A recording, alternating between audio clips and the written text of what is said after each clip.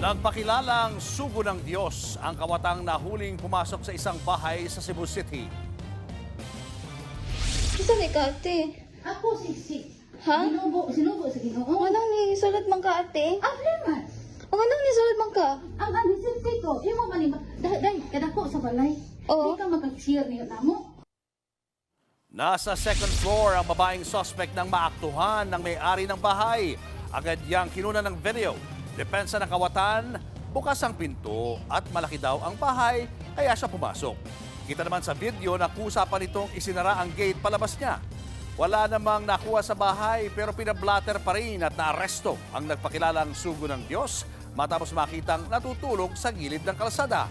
Hinihinalang may sakit siya sa pag-iisip. Mga kapatid, Julius Babaw po.